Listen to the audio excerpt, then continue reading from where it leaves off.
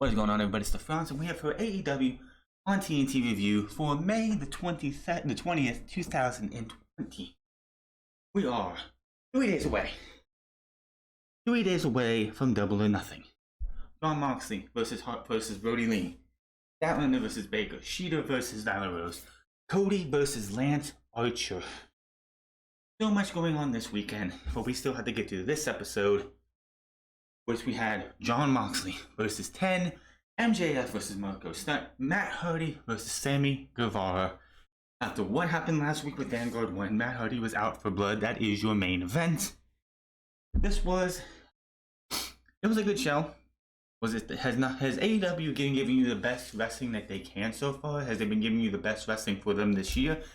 No, because yes, crowds help. I mean, yes, they do have a small crowd, in my word. After watching Monday Night Raw and getting just dead silence, men and women going in there having matches and getting no reaction because there is no crowd, and then you're watching Wednesday, and you're watching the show, and you hear the crowd the fans in the crowd. They do have a little bit of crowd up in the upper deck of Daily's Place. The talent in the crowd is showing there, getting some crowd noise. It is great. So much more lively, so much better than anything WWE has put on thus far. So we had 10 versus Moxley. Brody Lee comes out. He's on the mic. That's the very first thing we're going to get. Before that, we actually get an Inner Circle limo arriving. I figured this is going to be taped from 2 weeks ago. They were going to tape everything going up to Double or Nothing, but no. This show was 100% live. That was obvious after the Inner Circle made their arrival, and they said, "You think we did what we did? The Vanguard was bad? Can't you kind of wait to see what happens to the Inner Circle tonight? I mean, the Elite tonight." Then we go into the arena, and they're panning around the crowd, and you knew this was live immediately because Big Swole was there with Private Party, all wearing black armbands with SG on it for Shad Gaspard, who did pass away.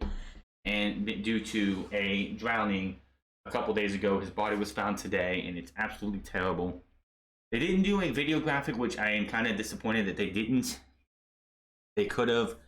During the second match, JR did put a shout out to the Gaspard family. So that is all we got from AEW when it came to a tribute to Shad Gaspard. I wish they could have did more. But we have Jon Moxley versus 10. Brody Lee comes out. He says, "I would like to take a moment of your time. My eyes to yours." He's talking to us at home. He's asking the people because a lot of the talent in the crowd were making noise. He's like, "I wish you'd be quiet because the adults are speaking." He wants 10 to take a knee. 10 takes the knee and then puts his head down as if he's praying. And then Brody Lee's like, "I want you to take a proper knee." So he gets his head up. And Brody Lee says, "I understand the viewers at home, they may be a disconnect. You can't relate to me or anything. You couldn't be more wrong. I am no god. I am a man who has come to possession of a very special piece of jewelry. A very difference between the Dark Order then and now is that I operate on an elite level. We are the Lions of AEW, and the results speak for themselves. Saturday, I have to win to pay off the loyalty and love of these men." Now 10. "I knew you were special. I handpicked you. This is your moment to sign a high knight to the Dark Order. You are the high knight of the Dark Order. Now go hurt Jon Moxley for me." Moxley comes into this match, hits a running knee immediately, and it is on. 10 is getting his ass kicked for a bit. X-Flex stomping a mud hole into him. Moxley turns his back to talk to, I believe it was Aubrey, who was the referee at the time, and 10 takes advantage of that, hits him with an elbow to the back of the head. Then a punt kick. 10 tosses Moxley into the barricade, then drops him on the apron. Ripcord Cutter gets a 1 count. 10 gets some mounted punches, elbow by Moxley, but 10 hits a spine buster. Quick double arm DDT out of nowhere. Gotch power driver by Moxley. Could have ended it either of these times. He said, and he gets up on the apron. He's like, "Is this your precious boy? Is this your precious boy?" He's trying to goad Brody Lee to come out. Elevated Desperado 1, 2, 3. Moxley handily beats 10. After the match, he's like, you know what? Fuck this shit. He didn't come out for this. I'm grabbing a couple chairs. He brings 2 chairs into the ring. Goes over to 10. Takes the arm brace, his arm elbow pad off. Puts his arm into the chair. Looks like he's going to Pillmanize him, which if you don't know what that means, it's because, what was it? Because Brian Pillman, back in the day, had his leg put into a chair and was stomped on. So that's pretty much what the word of Pillmanizing comes from. He says he gives Lee 10 seconds to correct his mistake or he will break this man's arm. Says it with such confidence. He says this with such coolness. No, he's like, you're going to have 10 seconds to fix your mistake or I'm just going to break this guy's arm. Just like that. Just goes from, you're going to correct this mistake or I'm going to break his arm. Brother Lee gets on the mic as he's counting down and says, you know what, dude? All you had to do was ask if you wanted your title bout. Well, now, on Saturday, it's going to be a bloodbath, and in this time, more than any, we all have to make sacrifices, and that's what I am doing. So I am leaving, and he leaves. Moxley says, you know what? See you Saturday night. Takes the chair and whacks, Pillmanizing this guy's arm. 10 is out of commission. So yes, 10, who just at the beginning of the show was called a knight for the Dark Order, was sacrificed for Brody Lee's greater good. MJF versus Marko Stunt. Huge Marko's chant from the crowd that we have, so it's just great to hear the fact that we did have somewhat of a crowd. I can't wait till we get a bigger crowd and a bigger crowd and a bigger crowd. And the further we go along, the bigger the crowds can get. It was at this time that JR brought up the Shad Gaspard death and sending his condolences to the Gaspard family. I wish they would have had the ability to have a graphic brought up to have all that. That would have been fine. I mean, he has wrestled in other promotions, probably with some of these men and women who have been around some of these men and women who were here in AEW, so a little graphic would have been fine. MJF drops Marko on the start and just gloats about it on the turnbuckle. Then he has him in a bear hug, and he's just holding him there. So what does Marko do? Claps. Finger, like, ear claps. Has to do that about 3 times. He finally gets out. Marko goes for a sunset flip, man, and MJF was just playing it off as if he's gonna fall, and then nope, does the whole elbow flip, the bird type thing.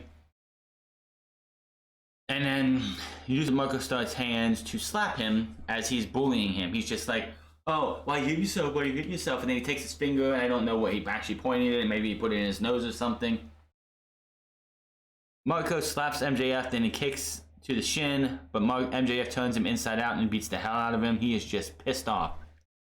MJF distracts the referee while Wardlow decides he's going to take one hand, not 2, but 1 hand and just, push down on Marko's neck, choking this guy out. MJF goes for a suplex, but a superplex at the top rope, but Marko stops that and goes for and hits a West Coast pop-like move, sending MJF into the turnbuckle. Marko is using his quickness, double axe handle he's using his quickness around. MJF's out of the ring. Marko looks to slide out of the ring, and MJF pulls the ring apron. He's in the ring apron. MJF then screams, "You're dead!" Takes his hands, looks for a double axe handle, and boom, Marko moves.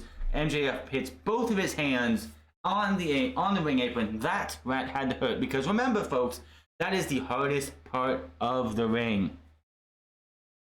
MJF hits the huge elbow, then a shoulder breaker, which then into the salt of the earth, as MJF says, you know what, I'm done with this shit. Puts him in the salt of the earth, which is the Fujiwara armbar, and that is that.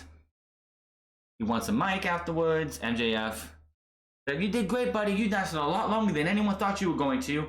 And since you did so well, I think I'm going to give you a gift. I was thinking maybe one of my rats in Jacksonville could give you a kiss.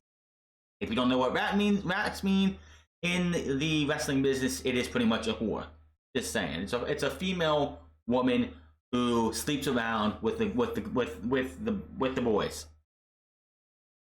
And he says, but then I realized nobody would ever want in the world would want to touch your lips. So I'll give you a different kind of kiss. Gets the ring, puts it on, and says you can kiss the ring. As Wardlow holds Marko Stunt, whaps him with the ring hand, knocks him out. Jungle Boy and Luchasaurus finally come out. They're leaving. MJF's leaving as Wardlow is too, and Luchasaurus and Wardlow stare down.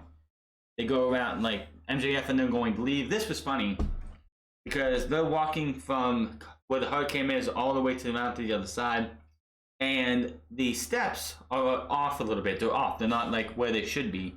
MJF gets up and no problem. Wardlow, on the other hand, is trying to get up and stumbles and looks like he's gonna fall on his ass.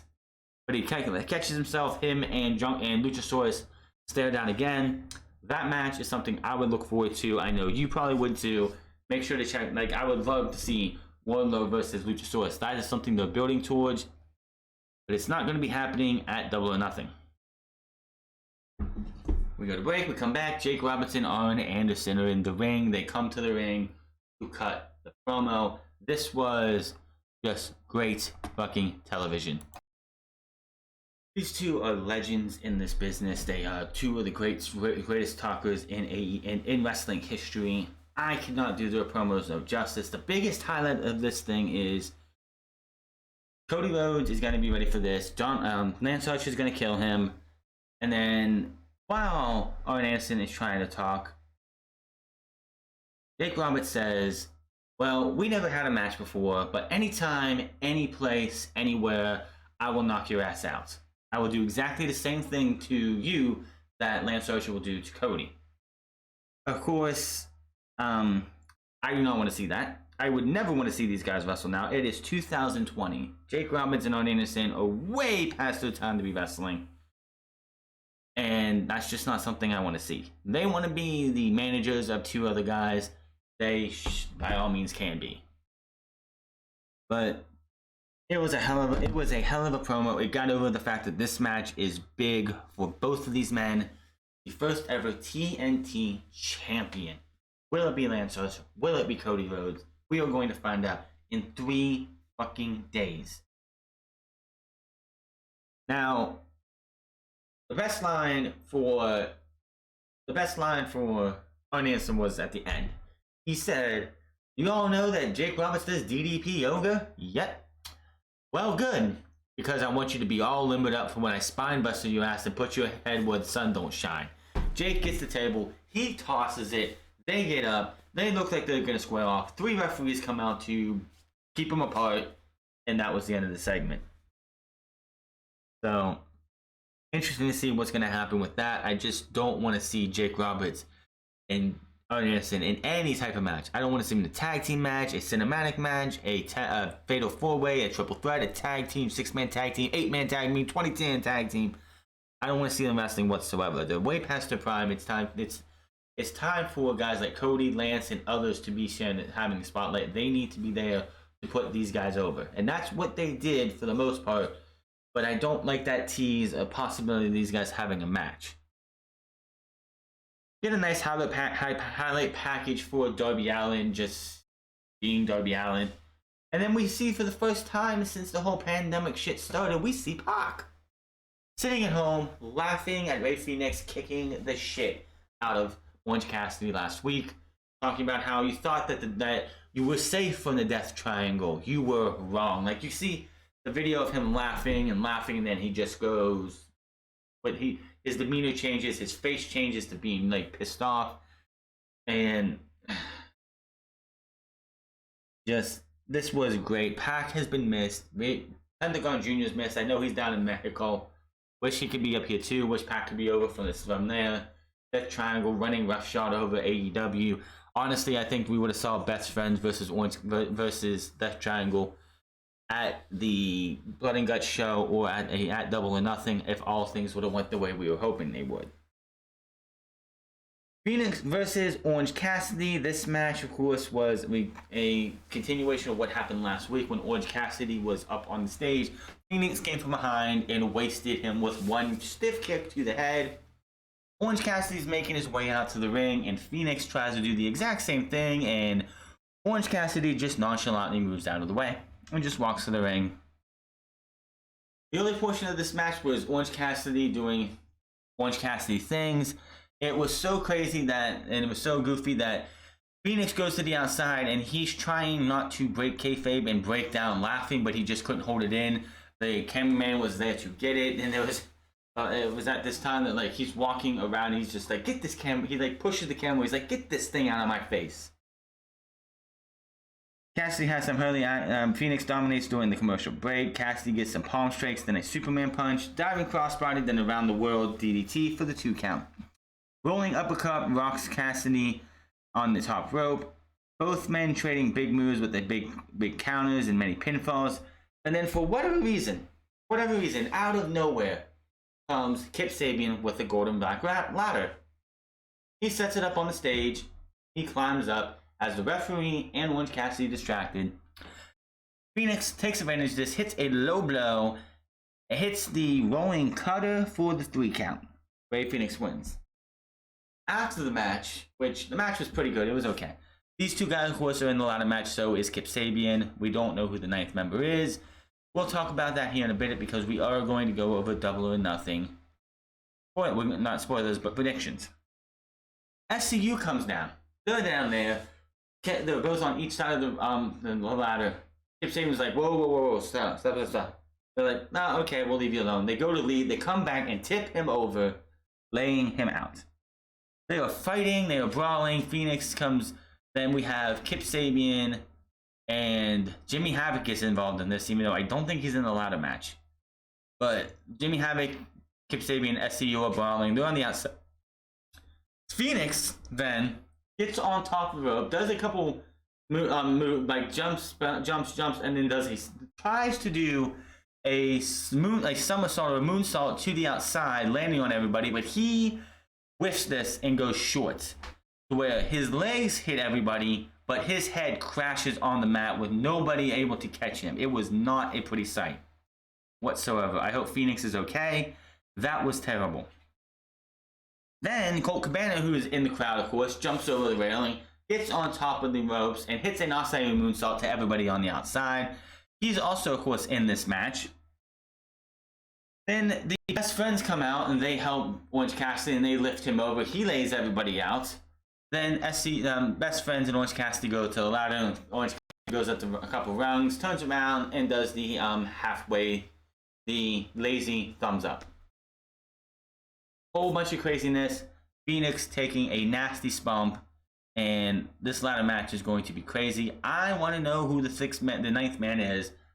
Of course, the rules were imposed or brought up last week. I could have kind of missed that or something. But it's going to be a Battle Royale thing.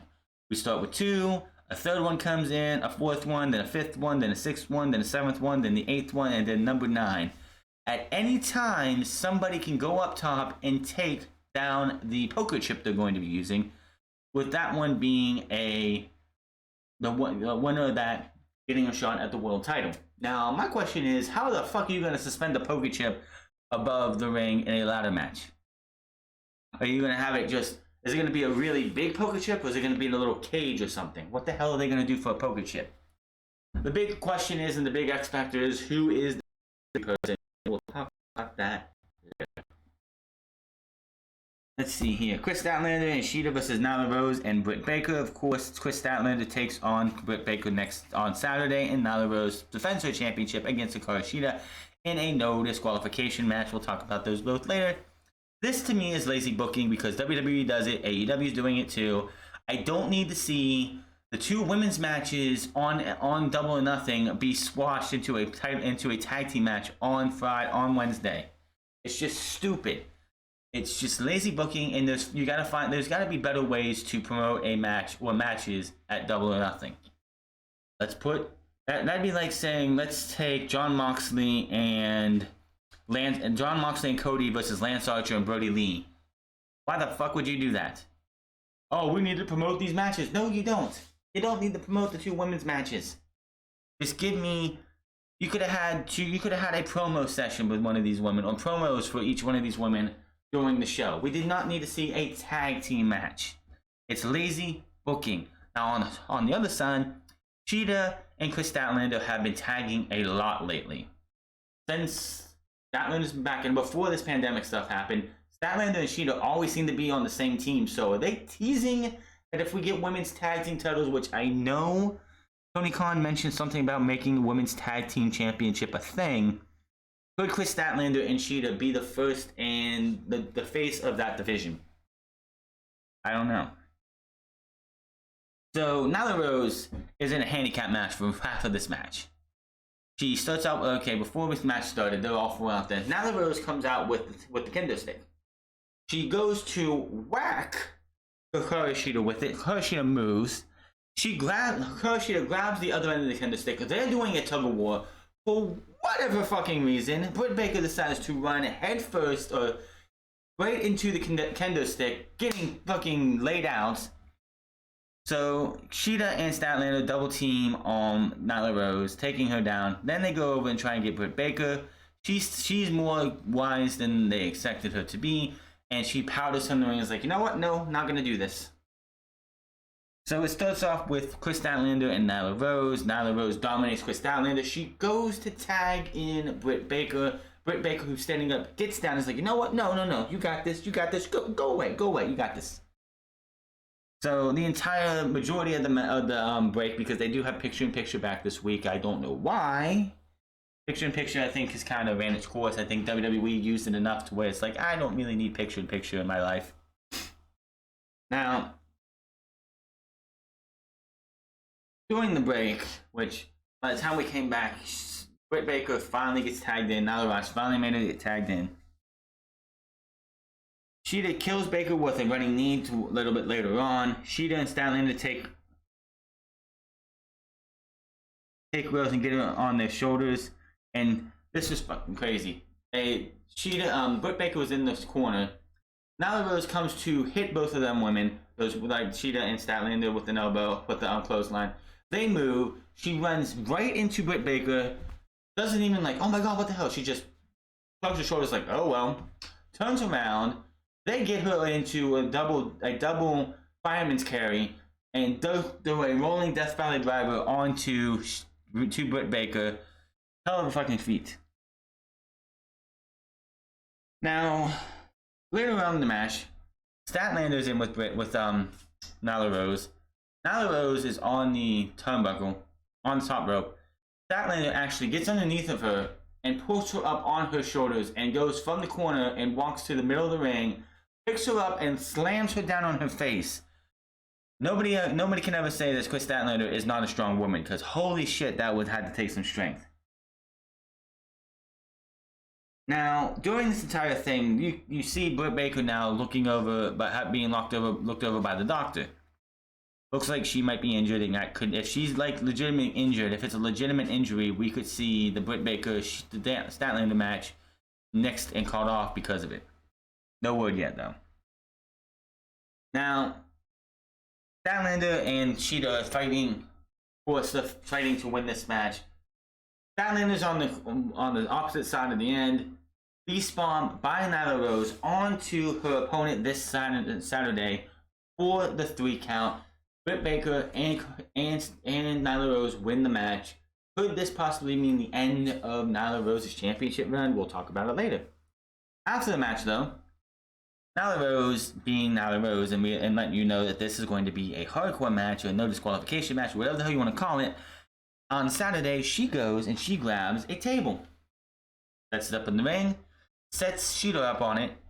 Cheetah, as Nyla Rose is getting on the turnbuckle, Cheetah is starting to roll like she's going to get off of it. Statlander comes up behind Nyla Rose, grabs her by the waist, allowing Cheetah to come up and hit a suplex off of the middle rope down through the table. So, it's going to be interesting to see what happens with that match. But that one's going to be something we'll talk about in a bit. Moxley interviewed by Alex Marvez. He says everything from a job to work or whatever escalates into violence eventually. Give me my title. I'm not gonna give you my title. I'm gonna give you a parking ticket. I'm not gonna pay it. So on and so forth. It's all going to get worse from here. He mentions that line over and over and over. So much so that it should be a t-shirt. His big reiteration is it's always going to get worse from here. You took my property and I'm going to make you pay this Saturday. Then we go to an SSN, which is Sean Spears News. He breaks the news that Dustin Rhodes retired. Yay, Cody, it's all you. It's all on you now. Dustin Rhodes is out of here. He's an old man and everything. And then he's like, oh, there's another breaking news. How do I not have a match at Double or Nothing? What do I have to do to get a match at Double or Nothing? And he's going on and on and on about not having this match. And you know what? Fine, I'm going to do this. I want a match at Double or Nothing. I'm going to poke the bear. I challenge Dustin Rhodes to a match at Double or Nothing. That match is official. It is Dustin Rhodes versus Sean Spears at Double or Nothing. This match has been teased a little bit because right after Dustin lost to Lance Archer, Sean Spears blamed Cody for how bad his brother was beaten. So maybe this is going to be one of those things. And I think Sean Spears, and we'll talk about it later, needs a win. Now, interesting enough, next week's going to be an interesting thing because we are in the middle of a global pandemic bullshit that should not be as bad as everyone makes it out to be, and it's not. But one of the things that has been riling people up is the fact that AEW does have people in the crowd, but they're not socially distancing themselves. They're not 6 feet apart. Well, next week is a battle royal. Next week, we're going to have a good old-fashioned battle royal.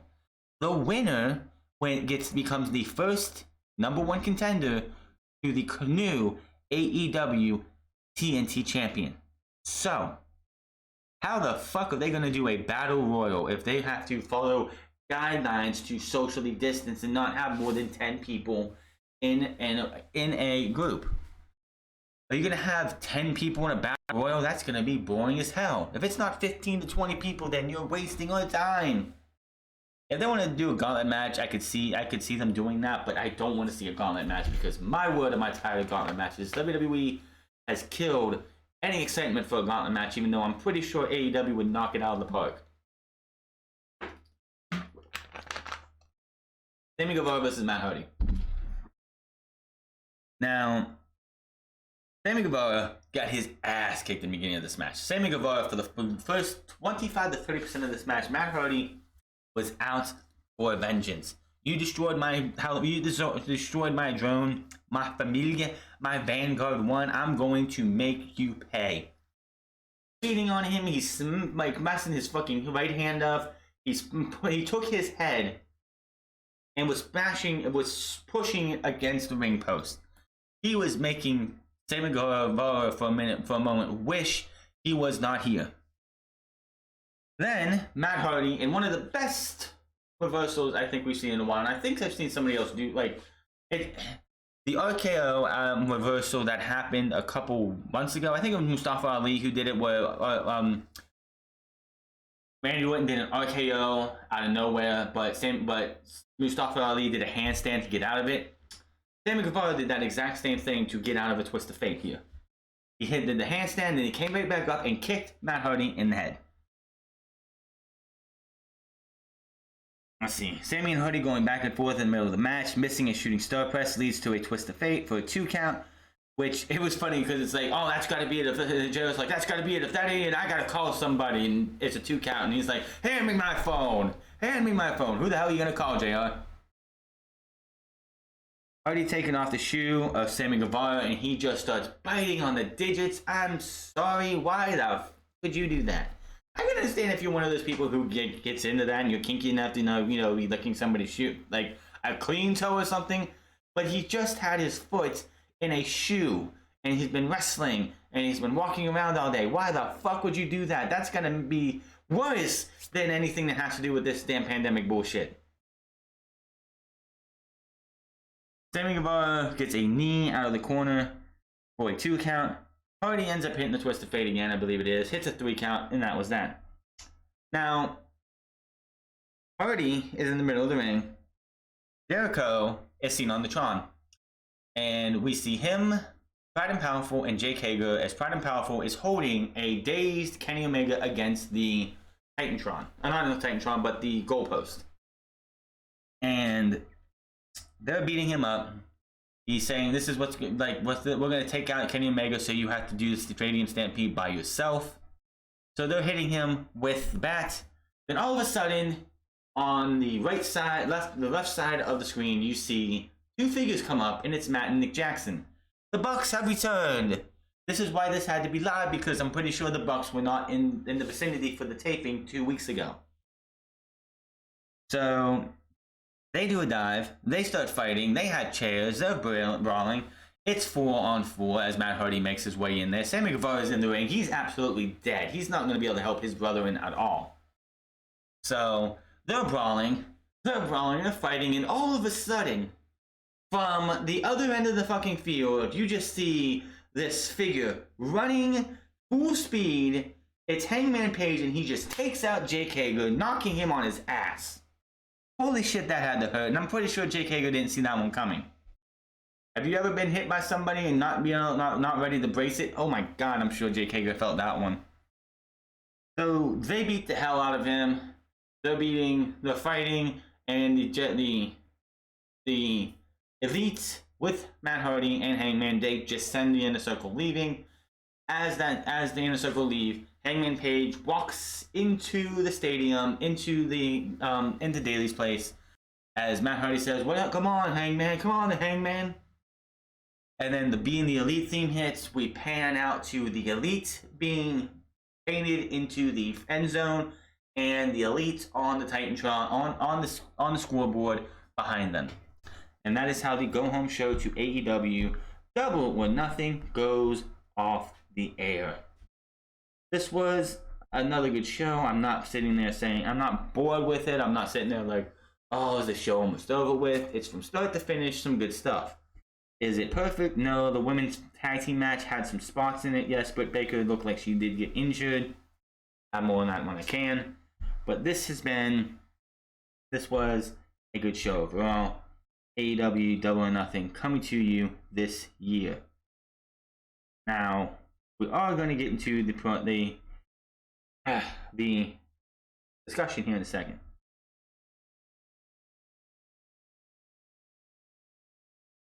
So AEW Double or Nothing from Daly's Place. This, of course, this was originally supposed to be at the MGM Grand, like it is last year, like it's supposed to be every single year. Coronavirus! That saw to that not happening. And of course, a bunch of people being stupid. But we have ourselves an 9 match card, 8 on the main show, and 1 on the pre-show. The pre-show match, of course, is Private Party, Isaiah Cassidy and Mark Quinn versus the best friends of Chuck Taylor and Trent. Winners will become #1 contenders to the Tag Team Championships. This one easiest for me because it's going to be the best friends. The best friends have been shown the most. Isaiah Cassidy and Mark Quinn, they have been off TV because of the pandemic. They've been locked down in New York for so long. I don't know how they got out of New York without being, stuck there.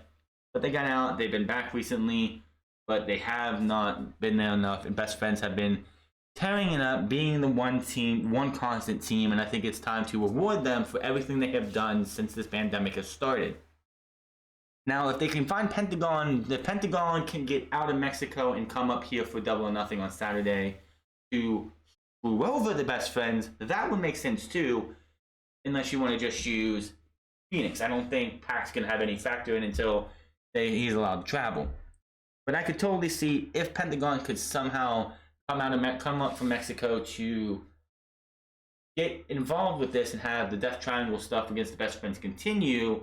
I would have them screw them out, but if that's not going to happen, then it's definitely going to be the best friends. They deserve a chance. They finally jumped Evil Uno and Stu Grayson for the #1 spot, so they should retain the #1 spot. Dr. Britt Baker, DMD versus Chris Statlander. This match comes for us because of last week's Fatal 4-Way. instead of winning the match or trying to win the match, Britt Baker decided to take the lockjaw with a glove on, which I guess she has a glove in her tights now or something, and hold it onto Chris Statlander for way too long, even after the match was off the air, was done last week. So this match has been made, and this match is going to happen. I would like to see Chris Statlander win. I think she should win because Britt Baker should not, like, she's a heel, but she's not gonna, unless Sheeta wins, which we'll talk about that in a minute. I don't see her factoring in for a match with Nyla Rose. If Nyla Rose ends up winning this title match later on in the show, I don't see Britt Baker needing to win this match. This is more something Chris Statlander would need to do, and Britt Baker could go on and could become more crazier with her loss to Chris Statlander. Let me see here. Dustin Rhodes versus Shawn Spears. Let's take that one out of the way. Let's get that one out of here. This, of course, is Dustin Rhodes' first match since the TNT title tournament, and Shawn Spears has not won a pay-per-view match, a legit pay-per-view match, since AEW started. I don't count Fight for the Fallen. I don't count what's the other one? Fyter Fest, because those weren't actual pay-per-views. Those were like WWE Network special events. You didn't pay for them. You got to view them for free. They were just extras. They weren't the actual pay-per-views. He lost to Cody, and I don't think he's had a match on pay-per-view since then. I could be wrong, but I'm going with Shawn Spears. He needs a win. Dustin can afford a loss. It's not going to hurt Dustin, but Shawn Spears needs to get a pay-per-view win. This is the perfect time to give Shawn Spears a pay-per-view win against a name like Dustin Rhodes. By hook or by crook, I don't care. He needs to win. Let's see here. Darby Allin, Colt Cabana, Orange Cassidy, Ray Phoenix, Scorpio Sky, Kip Sabian, Frankie Kazarian, and Luchasaurus. And to be determined, Vacant is in the house for the #1 contendership casino ladder match for a future AEW World Title shot. Who is going to be the mystery man? The only person that I can think it could be, it should not be anybody on the AEW roster. Now, I would say that. Now, I wouldn't say that if there was like somebody who's been injured for about 6 or 7 months and they're making their return, and this is a good way to surprise us. But that's not happening. We haven't had to come over that crossroads in AEW yet. The only two people I can think it could be is Chris Hero and Drew Gulak. Chris Hero, of course, the former Cassius Ohno who got released, and he was a member of NXT. He was not a main roster star, so he can theoretically be at Double or Nothing as that date for the 30 days, because NXT stars were only given 30 days no compete clause, whereas main roster talent would be next month. Well, not next month, but 2 months from now. So I'm going to go with Chris Hero, and I'm going to go with if I'm not going to say, I don't want to say Chris Hero is going to win if it was him or whoever the TBD is going to be. I don't think it's going to be Luchasaurus, because I think the next thing for him to do is go against Wardlow. Frankie Kazarian, Scorpio Sky, no. Kip Sabian, no. You know what? I'm going to go with Darby Allin. I think Darby Allin has a chance to eke this one out and win this one, because this guy is going to go out there and just do as much as he can. I think he's going to have the big spot of the match. I think he's going to do a coffin drop from the top of the ladder to the outside onto everybody, laying everybody out. He gets up, he goes up top, he grabs the poker chip, and he wins the match. MJF versus Jungle Boy singles match. Wardlow is, of course, with MJF. I'm sure Luchasaurus will not be there with Jungle Boy. Marko Stunt probably got taken out of commission tonight. I'm going to go with MJF. Not Cody, but Jungle Boy isn't there yet, and you don't need to take the momentum away from MJF. I think MJF does need this win more than Jungle Boy, and Jungle Boy can eat a loss.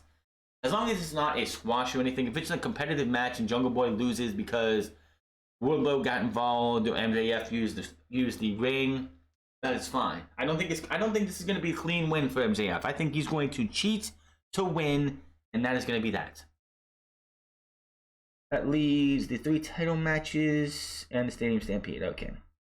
Cody versus Lance Archer, AEW TNT tournament. I don't think Cody can win. I don't think Cody needs to win this. He says in the promos, yes, he needs to win because it's going to prove his legacy. Even on Anderson and Knight said it's going to help validate his reasoning for being here, for being a member, like a foundation member of the AEW. But I think you don't want to cut the legs out of Lance Archer right now. They've done so well building Lance Archer up.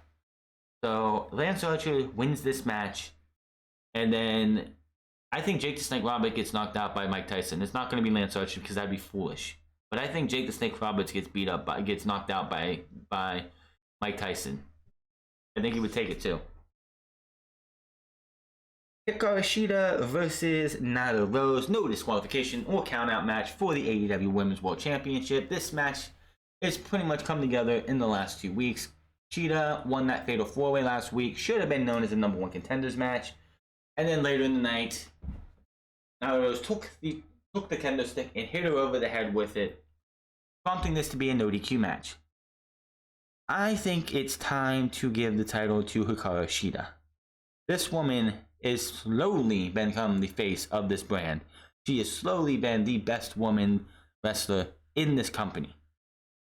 And I think it's time to give her just due. Nyla Rose, I don't ever think needed to be a long-term champion. Oh, you gave it to the transgender, good for you. You didn't mention that, good, whatever. But I think it's time to give it to Shida, who has worked her ass off since day one. I think it's time. Okay, let's see. Stadium Stampede, Matt Hardy and the Elite of Adam Page, Kenny Omega, Matt and Nick Jackson versus the Inner Circle of Chris Jericho, Jake Hager, Sammy Guevara, Santana, and Ortiz. This is going to be something that I think is going to be pre-recorded. It's going to be taped over the next 2 days. And I think this match is going to be somewhat of a cinematic type match because I could be wrong. I could be totally wrong, off base, but I think this is a match that they should be doing cinematically.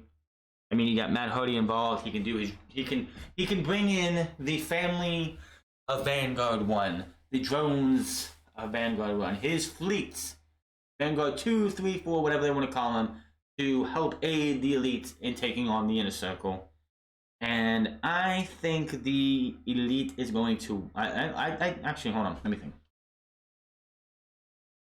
I think the Elite's going to win this one because whenever we get to Blood and Guts, if that's even still a thing, I think they might have actually went with Stadium Stampede and Blood and Guts is officially canceled. They never said that.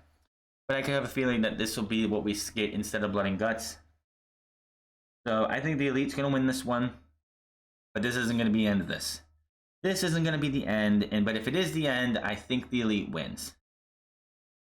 Brody Lee versus Jon Moxley, AEW World Heavyweight Championship on the line. As we know, Brody Lee 2 weeks ago brutally had his minions attack Jon Moxley and then stole the AEW World Heavyweight Championship and has been wearing it around his waist and having it held, calling himself the self-proclaimed AEW World Heavyweight Champion, Mr. Brody Lee. This one's a foregone conclusion. You're not taking the title off of Jon Moxley. If you take the title off of Jon Moxley right now, you're setting yourself up for ridicule because that's just you taking the championship and making it a hot potato already. You don't want to have your second champion ever, your second AEW champion ever, just so, well, we're going to give you the short title reign, we're going to move on to Brody Lee. Brody Lee should not be even anywhere close to the World Championship. I understand we're in the time we are, and they never really had a chance to properly build who they actually wanted to go for the AEW World Championship. So Brody Lee fit that mold for now. And a lot of people are excited because Luke Harper and Dean Ambrose back in the day had themselves a hell of a feud over the Intercontinental title. But this is the AEW World Heavyweight Championship. This should main event the show, unlike some dumbasses from Wrestling Inc. who want to argue with me that this match should not main event the show. But this match should be heavy. This match should be crazy. Jon Moxley is going to go out there and give his version of violence to Brody Lee. And this match is going to see Brody Lee fall to a paradigm shift, or aka a Death Rider, for the 1, 2, 3. I'm sure the minions are going to get involved. But Jon Moxley's got to win this. There's no reason to take the title off him. You just gave it to him 2 months ago. And it would look really bad on the company who say, we want to take things seriously if they're just going to go and hot potato a championship like the world title. If you want this title to mean something and you want people to actually take this title seriously, Brody Lee does not win on Sunday. Does that mean Brody Lee's not going to be world champion by the end of this year? No. There could be a chance that he gets a rematch at All Out and wins it there. But right now, it's too soon for Jon Moxley to be losing the AEW World Heavyweight Champion. That is your AEW on TNT review and your AEW Double or Nothing preview and predictions. Hit that subscribe button. Comment down below. Like or dislike this video. Find me on Twitter at The France Club. Find me on twitch.tv/The France Club. Find me on Instagram at The France Club. And I will see you guys Friday for SmackDown. Until then, my name is The France, and I'll see you guys later.